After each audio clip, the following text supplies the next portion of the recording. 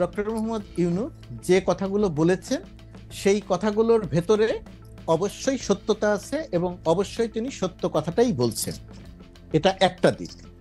আরেকটা দিক হচ্ছে যে সরকারের বয়স 7 মাস।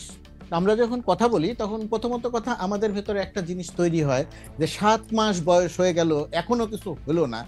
এই যে 7 মাসটাকে আমরা অনেক ক্ষেত্রে আমার ধারণা যে আমরা হয়তো 7 বছর মনে করে কথাটা বলে ফেলি। এটা মনে করার একটা কারণ আছে। একটা কারণ হয়তো এরকম যে আমার সাথে হয়তো কেউ একমত হবেন, কেউ দ্বিমত করবেন, যে যে পরিস্থিতিতে ডক্টর মোহাম্মদ ইউনূস বাংলাদেশের দেশ পরিচালনার দায়িত্বে এসেছেন এবং আসার আগে তার বিষয়ে দেশের জনমানুষের যে ধারণা ছিল, সারা পৃথিবীতে তার যে কর্মকাণ্ড গ্রহণযোগ্যতা, সেই পরিপ্রেক্ষিতে সারা দেশের মানুষের তার প্রতি যে গ্রহণযোগ্যতা ধারণা, সেই ধারণাটা সম্ভবত অনেকটা এমন ছিল যে ডক্টর মোহাম্মদ একজন ম্যাজিশিয়ান, তিনি আসবেন এবং এসে সব সমস্যার সমাধান করে ফেলবেন। তো তিনি এসেছেন, মানুষ এক ধরনের আশায় বুক বেঁধেছে, বিপুল প্রত্যাশা তৈরি হচ্ছে। তো সেই প্রত্যাশার জায়গাতে তখন মানুষের ভেতরে ওই ব্যাপারটা তৈরি হলো যে কই আমার আইন শৃঙ্খলা পরিস্থিতি তো ঠিক হলো না, চুরি বাড়লো কেন, ছিনতাই বাড়লো কেন, সামগ্রিক আইন শৃঙ্খলা পরিস্থিতিতে তো অবনতির অবস্থা আছেই বা কোনো কোনো ক্ষেত্রে একটু বেড়ে গেল। মোহাম্মদপুর এলাকায় অনবরত ডাকাতি হচ্ছে, ঘটনাটা পুরোটা সত্য নয় কিন্তু ডাকাতির দু একটি ঘটনা ঘটেছে এটা সত্যি। কিন্তু সরকারের পক্ষ থেকে প্রথমত কথাই যে ডাকাতির যে ঘটনাটা ঘটেছে সেই ঘটনাটা নিয়ন্ত্রণ করার জন্যে যে পরিমাণ অ্যাক্টিভ থাকা দরকার ছিল, যে পরিমাণ অ্যাক্টিভ দেশের মানুষকে দেখানো দরকার ছিল। আমি যদি এলাকার কথা দিয়ে বলি যে ধরেন মোহাম্মদপুর এলাকা বা ধানমন্ডি এলাকা, ওই মোহাম্মদপুর বা ধানমন্ডি এলাকার মানুষকেও সরকার দৃশ্যমানভাবে ওই জিনিসটা দেখাতে পারে নাই যে সরকার খুব তৎপর আছে। সরকার মানুষের মনে আস্থাটা আনতে পারে নাই। মানুষ একটা সামাজিক যোগাযোগ মাধ্যমে কেউ একজন লিখে দিল যে ডাকাতি হচ্ছে, ডাকাত হচ্ছে, অমুক এলাকায় ডাকাত করেছে, একটা পুরো অঞ্চলের পুরো এলাকার সব মানুষ জেগে বসে থাকলো লাইট জ্বালিয়ে যে ঘুমানো যাবে না, তাহলে ডাকাত আসতে পারে। এই জায়গাটিতে সরকারের যে অ্যাক্টিভ রোল প্লে করার দরকার ছিল সেই জায়গাটাতে একটা বড় রকমের ঘাটতি আছে। এটা সরকারের দিক থেকে। আরেকটা জিনিস হচ্ছে, যেটা আরেকটা দিক, যে এই 7 মাস অনেক বেশি সময় নয়, কিন্তু যদি আমি অন্তর্বর্তীকালীন সরকারের মেয়াদ 2 বছর ধরি, সেই 2 বছর যদি সময় ধরি তাহলে আবার 7 মাস একটা বড়।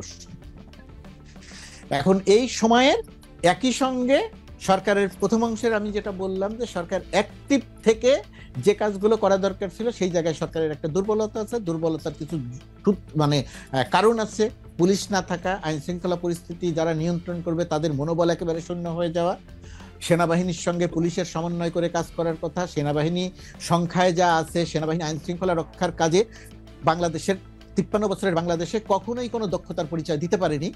এখন এসে পুলিশের সঙ্গে পুলিশের সংখ্যা কম থাকায়, পুলিশ অ্যাক্টিভ না থাকায় সেটা তাদের আরো হিমশিম খেতে হচ্ছে।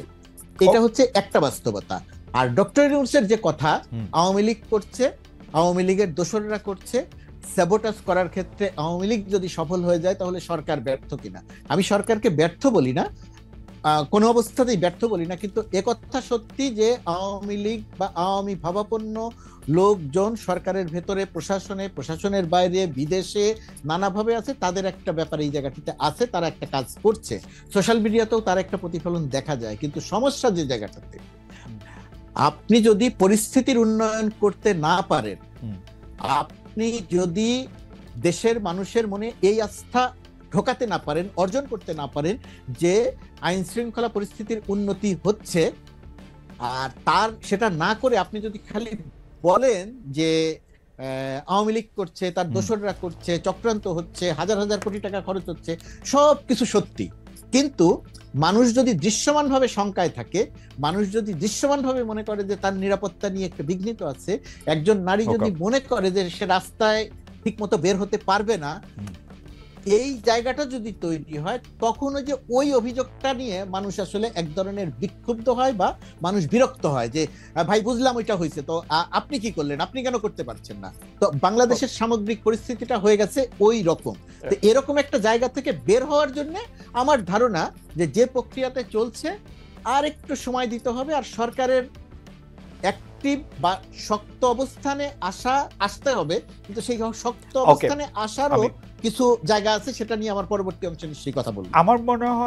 আমার মনে হয় যে আপনি অনেকগুলি বিষয়ে আলোকপাত করেছেন এবং কিছু কিছু জায়গায় আপনি বলেছেন যে আইন শৃঙ্খলা পরিস্থিতি ঠিক না করে যদি কারো উপরে দোষ চাপানো হয় তাহলে আসলে এটা জনগণের পক্ষে মেনে নেওয়া কঠিন। আমি শুধু একটা জায়গায় আপনার একটু দৃষ্টি আকর্ষণ করতে চাই। আপনি যখন বলতেছিলেন যে পরিস্থিতির কথা, যে যেই পরিস্থিতিতে আমরা ক্ষমতা এই সরকারকে নিতে দেখেছি তারপর থেকে যে 7 মাস, সেই 7 মাসের মধ্যে কিন্তু আমরা যখন একটা জিনিসের পরিস্থিতি বলি তখন আমরা তো আশা করব ব্যাপারটা পরিস্থিতি থেকে একটা উত্তরণের।